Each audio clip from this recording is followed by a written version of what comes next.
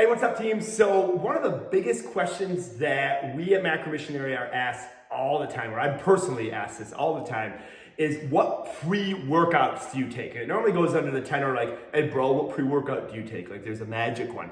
So let's just kind of give you my input on pre-workouts, all right?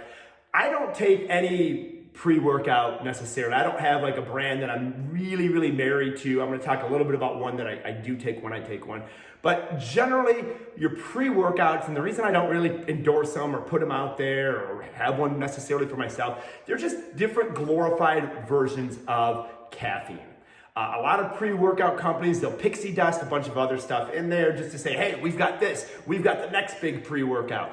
I love watching the evolution of pre-workouts. I'm just gonna show you a few that I will do for the caffeine standpoint. So Starbucks would be your best pre-workout because that's generally what you feel in all your pre-workouts is some version of caffeine, some version of beta-alanine, and some version of vitamin B6, okay? So it started out, we would do the C4, I'd get it from our vending machine, put one down. I love the fizzy fizz of these. I love the taste. And what I love above all is caffeine. And there are some benefits of caffeine, but we generally as a society are taking in way more caffeine. Our central nervous systems are typically overstimulated, so we don't need to be fitting more caffeinated beverages into our bodies.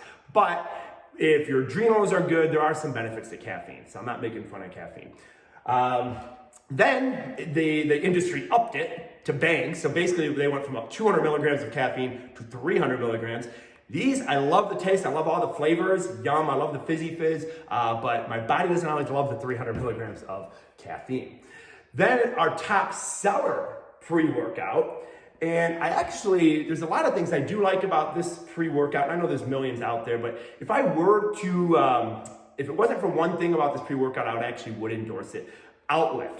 Outlift has a lot, they didn't pixie dust. So whatever company this made, new tricks, they didn't pixie dust. They have appropriate amount of beta-alanine in it, appropriate amount of BCAAs in it, an appropriate amount of creatine in it. It's kind of like the one-stop shop for supplements if you're in the athletic community, you know, if you're in that community where you're trying to build muscle, bench press a Buick or whatever.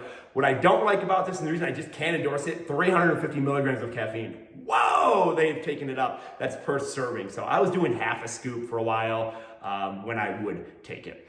And then when I do take a pre-workout, typically what I'm gonna take is I'm gonna take an Axio. I love this. I'm gonna have my wife kind of talk a little bit about more why I take that. That's kind of my go-to if I had a pre-workout. So if you're like, gun to my head, what pre-workout do you take? That's what it would be. It would be the Axio. It comes in these little packets. I can take them wherever I'm at in the world. Very cool.